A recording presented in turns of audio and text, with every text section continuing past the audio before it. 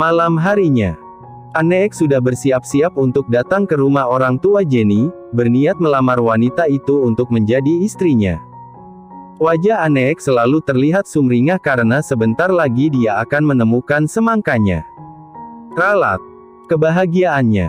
Aneek memakai kemeja berwarna biru tua, lengkap dengan jas warna senada. Pria itu tersenyum simpul begitu melihat Jenny dalam pantulan kaca.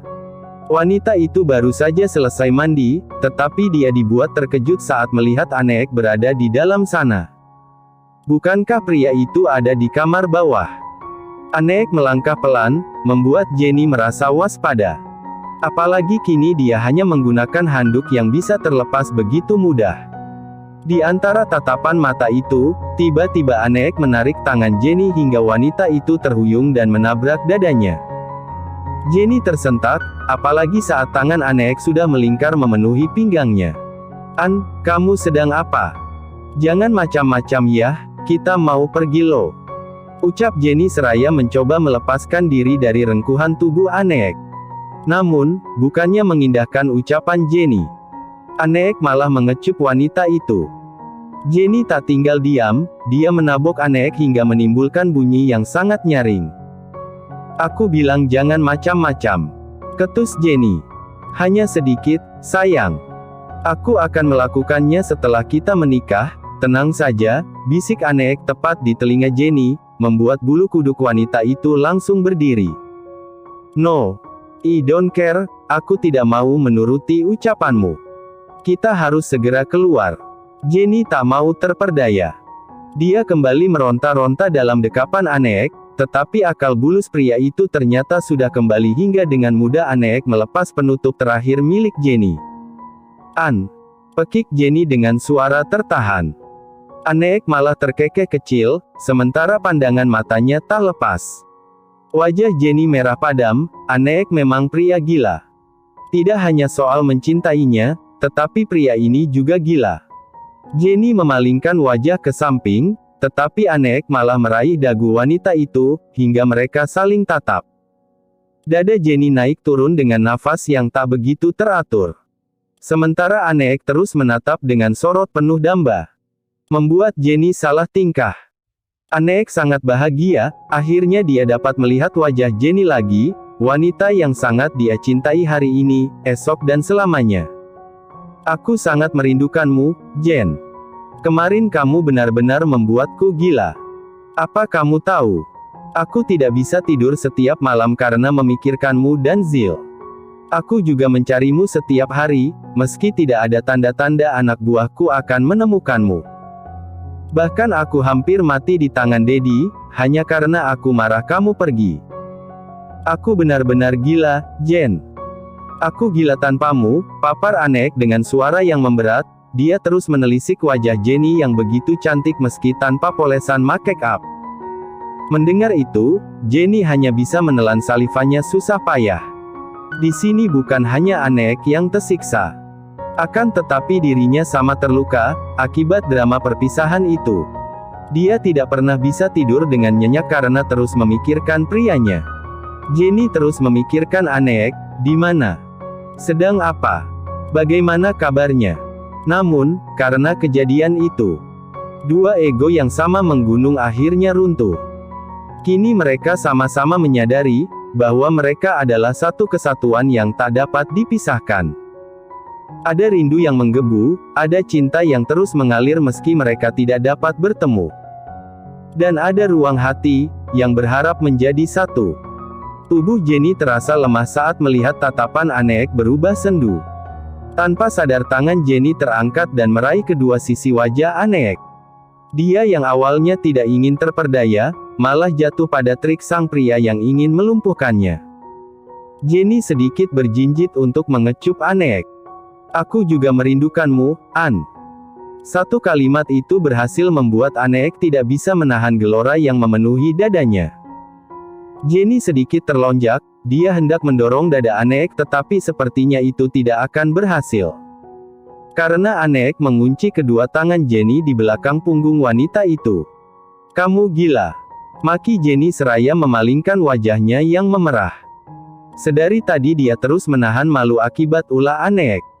Sesuatu yang sudah lama tidak dia dapatkan, kembali merasuk ke dalam jiwanya. Aneek berhasil membuatnya melayang. Tapi kamu terlihat lebih cantik, Jen. Aku suka wajahmu, ucap Aneek semakin membuat Jenny merasa tak punya muka. Dasar jahat. Kamu jahat, An, rengek Jenny. Sementara Aneek hanya bisa terkekeh melihat kelakuan Jenny. Namun, dia tidak akan segila itu untuk melakukan yang aneh-aneh pada Jenny di saat mereka belum menikah. Apalagi ada kedua orang tuanya di luar sana. Aneek menunggu Jenny sambil menyiapkan dress yang akan wanita itu kenakan. Sebuah dress berwarna merah pemberian Zoya. Tak berapa lama kemudian Jenny sudah keluar. Tatapan wanita itu masih terlihat tidak ramah terhadap Aneek, dia berjalan begitu saja. Sayang, cepat sedikit. Semua orang sudah menunggu kita, ucap Aneek dengan santai, dia duduk di sisi ranjang sambil memperhatikan ruangan yang menyembunyikan tubuh Jenny. Cih, ini semua gara-gara kamu An. Jawab Jenny dengan bibir mencebik. Bawa bajuku kemari. Sambung Jenny, meminta Aneek untuk mendekat, karena dia tidak mau keluar lagi. Aneek tersenyum simpul, dia meraih dress Jenny dan melangkah mendekati wanita cantik itu. Apa kamu memerlukan bantuanku? Tanya Aneek sambil melongok. Tidak sama sekali. Cetus Jenny sambil menyambar kasar dress di tangan Aneek. Pria itu terkekeh dan dengan setia menunggu Jenny sambil berdiri. Aneek memerhatikan kamarnya yang sudah beberapa hari ditempati oleh wanita yang dia cintai, hingga pikiran mesum kembali memenuhi otaknya. An, panggil Jenny, membuat lamunan Aneek buyar. Apa sekarang kamu membutuhkan bantuanku? Dengan senang hati, aku akan melayanimu, balas Aneek dengan semangat yang menggebu. Ish, bukan. Ada apa, sayang? Itu. Jenny terlihat ragu untuk memberitahu Aneek. Namun, kalau dia tetap diam, maka semuanya tidak akan pernah selesai. Itu apa? An, berjanjilah untuk tidak tertawa. Aneek mengerutkan kening, merasa curiga. Kenapa? Janji dulu. Iya aku janji, sayang. Aku tidak akan tertawa, memangnya kenapa? An, dress momimu susah masuk ke tubuhku. Lingkar dadanya terlalu kecil, bagaimana ini? Jelas Jenny dengan rengekan yang terdengar lucu. Mendengar itu, tawa Aneek tiba-tiba pecah. Jenny keluar dan memperlihatkan tubuhnya yang dibalut dress berwarna merah, dress yang hanya sampai di atas perut menuju dada. An, kamu janji tidak akan tertawa. Jenny semakin merengek dengan bibir yang mencebik. Aduh, sayang. Bagaimana aku tidak tertawa? Semangka kesukaanku ini memang berbeda dan sangat langka. Setelah ini aku akan membuat pabrik khusus untukmu, ucap Aneek menggoda. Dengan langkah cepat Jenny menghampiri Aneek dan langsung memukuli tubuh pria tampan itu. Kenapa malah meledekku? Aneek menghalau pukulan Jenny dengan kedua tangannya, sementara mulut pria itu tidak berhenti tertawa. Ampun, sayang. Tapi aku tidak bercanda. Aku benar-benar akan membuatkannya untukmu. Membuatkan apa? Sentak Jenny. Membuatkan pabrik, supaya kamu tidak usah pakai baju. Aneeki. Pekik wanita cantik itu sambil melayangkan tangannya, siap untuk menghajar sang pria. Ampun Ratu. Ratu semangka. Tambah Aneek di dalam batinnya sambil tertawa. Karena semua dress yang Jenny coba tidak memiliki ukuran yang pas di bagian dada. Akhirnya Aneek memutuskan untuk meminta Elle menghubungi butik miliknya. Tidak ada pilihan lain, karena jikalau tidak begitu maka semuanya tidak akan selesai-selesai. Tanpa menunggu lama beberapa dress kembali datang sesuai dengan pesanan Aneek, dress yang memiliki lingkar dada yang besar. Jenny kembali mencobanya, hingga pilihan wanita itu jatuh pada dress berwarna lime. Aneek terus menunggu sampai Jenny selesai berdandan. Pria itu mendekat ke arah meja rias saat Jenny berhasil menggelung rambutnya. Aneek mengecup tengkuk Jenny hingga menghasilkan getaran yang tidak biasa. Jenny menggeliat kecil, lalu menoleh ke samping. Berhenti menggodaku. Kita tidak memiliki waktu banyak. Tenanglah, Dear. Aku masih menahan semuanya. Tapi aku hanya sedang mengagumi keindahan dirimu. Kamu terlihat sangat cantik malam ini. Tatapan mereka bertemu di dalam cermin yang ada di depan sana. Jenny mengerucut dan menarik hidung Aneek. Dasar buaya, sukanya gombal saja. Cetus wanita cantik itu. Jenny bangkit dan membuat Aneek ikut bangkit pula.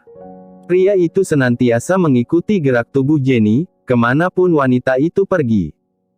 Siapa yang buaya? Dan siapa yang sedang menggombal?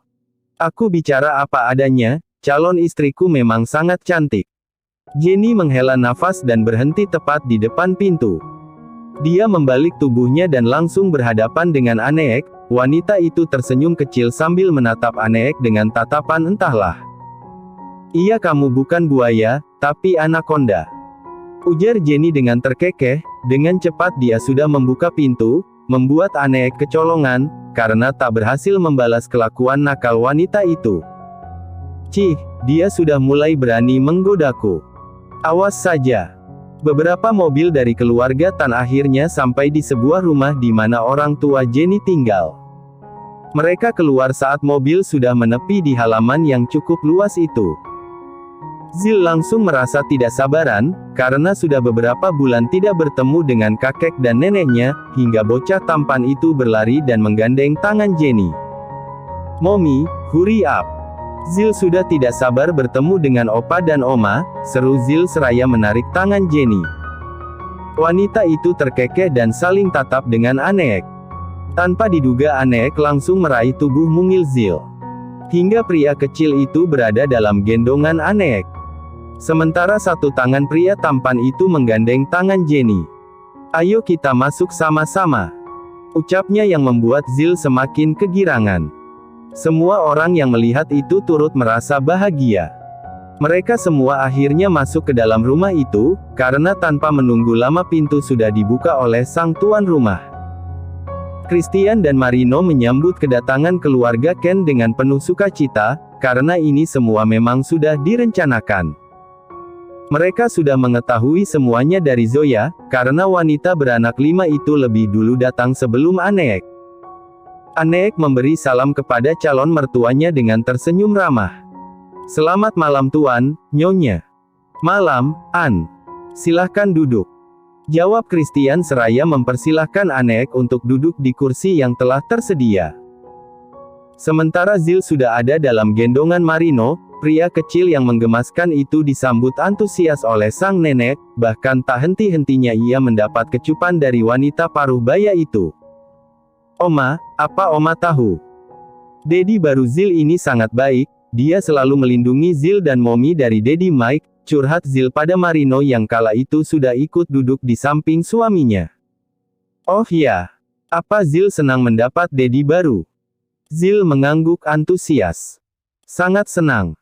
Karena Dedi selalu memberi Zil mainan, menjemput Zil di sekolah, dan memberikan pekerjaan pada Mommy. Pokoknya Dedi An sangat baik, padahal Mommy suka marah-marah dan suka memukul Dedi. Mendengar itu, semua orang terkekeh geli, sementara Jenny mengerucutkan bibirnya. Kenapa Zil hanya membicarakan keburukannya? Padahal kan Aneek yang suka membuatnya kesal. Jangan marah-marah, itu memang kenyataan, kan, Dir? Bisik Aneek. Jenny mendelik, dia mencubit paha Aneek hingga pria tampan itu sedikit memekik. Ish, sakit. Kamu benar-benar suka menyiksaku ya? Yah, sangat suka. Aku sangat suka bila kamu kalah. Baiklah, aku tunggu kamu kalahkan aku di atas ranjang. Aku sangat menantikannya, sayang, jawab Aneek lengkap dengan seringai. An, sudah berhenti bisik-bisiknya. Ada kita semua lo di sini, apa kamu tidak sadar? Ujar Ken yang membuat kedua orang itu akhirnya menatap sekeliling, di mana semua orang tengah menonton mereka berdua. Aneek mengusap tengkuknya karena merasa malu. Sementara yang lain hanya bisa geleng-geleng kepala. Akhirnya setelah itu Ken mulai bicara tujuan mereka datang ke tempat ini, yakni untuk mempersunting wanita cantik bernama Jenny. Dia mewakili sang anak untuk meminta pendapat Christian, diterima tidaknya pinangan Aneek. Situasi semakin bertambah serius saat Christian buka suara. Saya turut bahagia, karena Jenny menjalin hubungan dengan seseorang yang baik seperti anak Anda, Tuan. Dan perlu kalian ingat, Jenny sudah pernah menikah dan memiliki seorang putra. Sebagai seseorang yang pernah gagal, saya cukup hati-hati dalam memilih pasangan untuk hidup Jenny. Namun, dari semua yang saya lihat, dan semua cerita yang beredar, Jenny begitu bahagia dengan putra Anda. Sementara kebahagiaan Jenny dan Zil adalah kebahagiaan saya juga.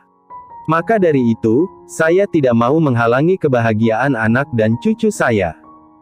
Saya hanya minta padamu, Anne. Christian menatap sang calon menantu yang baru saja mengangkat kepalanya, karena merasa terpanggil. Jaga keduanya untuk saya. Jangan pernah sakiti mereka, karena jikalau itu terjadi saya tidak akan segan untuk membawanya pulang kembali. Bibir Christian tiba-tiba bergetar saat mengatakan itu, sementara bola matanya sudah berkaca-kaca. Jenny dan Zil adalah salah satu harta berharga yang saya punya. Saya akan menjaganya dengan segenap nyawa, sama seperti ayahmu menjaga kamu. Jenny sudah menangis mendengar setiap perkataan ayahnya. Ada beberapa kalimat yang pernah ia dengar, sama persis dengan yang Christian ucapkan saat Michael melamar dirinya. Namun, kini semuanya telah berbeda. Karena dia akan menikah bukan dengan orang yang sama. Pria di sampingnya adalah pria yang saat ini sangat dia cintai, dan semoga saja pernikahannya kali ini tidak akan gagal lagi. Saya menerima lamaranmu, Anne.